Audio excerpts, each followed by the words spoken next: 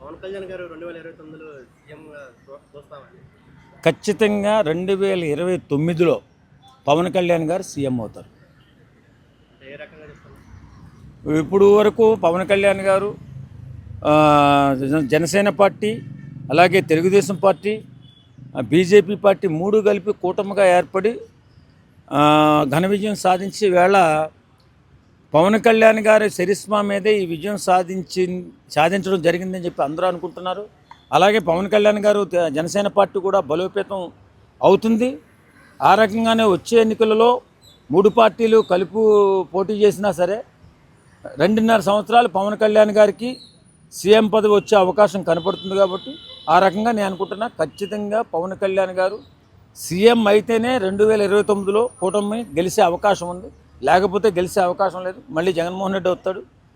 కాబట్టి వీళ్ళందరూ కలిసే ఉంటారు. కలిసి 2.5 సంవత్సరాలు తెలుగుదేశం పార్టీ, 2.5 సంవత్సరాలు జనసేన పార్టీ అధికారాన్ని పంచుకోబోతుంది అని మేము అనుకుంటున్నాం. డీలిమిటేషన్ బిల్లు ఒకవేళ అమలైతే 263 సీట్లకి పెరుగుతాయి అనేసి అన్నారు కాన్స్టిట్యున్సీస్. అందులో జనసేన ఒక 80 సీట్లైనా పోటీ చేస్తుంది. ఖచ్చితంగా పోటీ చేస్తుంది. పెరిగితే సీట్లు పెరిగితే ఆటోమేటిక్గా పెరుగుతుంది. ఇప్పుడే నెక్స్ట్ ఎలక్షన్లో జనసేనకి 40%, కూటమికి 60%, అదే మన టీడీపీకి 60% అన్నట్టుగా మాట్లాడుకుంటున్నారు. ఏదేమైనా జనసేన పార్టీ బలాన్ని పుంజుకుంటూ ముందుకెళ్తుంది. కాబట్టి ఇవాళ పవన్ కళ్యాణ్ గారిని చూసే రాష్ట్రంలో పరిపాలన జరుగుతుందని చెప్పి ప్రతి ఒక్కరూ ఆలోచనలోకి వెళ్ళిపోయారు. ఆయన పనితీరు కానీ, ఆయన చేస్తున్నటువంటి సేవా కార్యక్రమాలు కానీ, అలాగే ఆయన ఎంత పగడ్బందీగా ప్లాన్ చేసుకుని కేంద్ర ప్రభుత్వం నుంచి కూడా నిధులు తీసుకొచ్చి రాష్ట్రాన్ని అభివృద్ధి చేసుకుంటున్నారు. కాబట్టి ఖచ్చితత్వంతో పనిచేస్తున్నాడు. కాబట్టి పవన్ కళ్యాణ్ గారిని నమ్మే ఈసారి ఎలక్షన్స్ ఉంటాయి.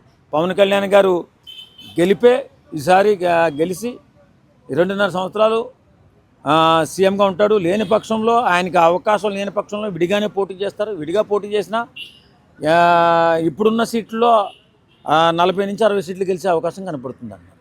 విడిగా పోటీ చేస్తే తమిళనాడు విజయ్ లాగా సీఎం అవుతారా? చెప్పలేం కదండి. 2019 లాగే లేదు. ఖచ్చితంగా అప్పుడు పరిస్థితులు వేరు, ఇప్పుడు పరిస్థితులు వేరు.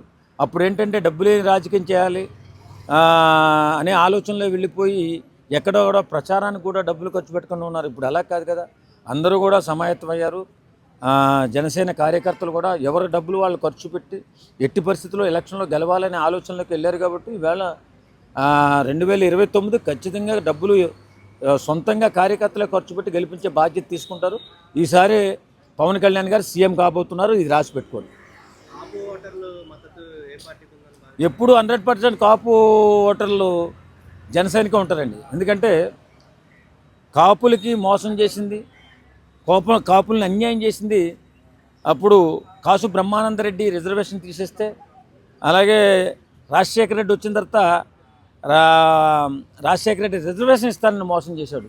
చంద్రబాబు నాయుడు వచ్చి 5% రిజర్వేషను కాపులకి ఇస్తే జగన్మోహన్ రెడ్డి వచ్చి తీసేశాడు. కాబట్టి జగన్మోహన్ రెడ్డి పార్టీని కానీ, కాంగ్రెస్ పార్టీని కానీ కాపులు నమ్మే పరిస్థితి లేదు. కాబట్టి కాపులు మొత్తం కలిపి జనసేన పార్టీలో ఉంటారు, కూటమితోనే ఉంటారు.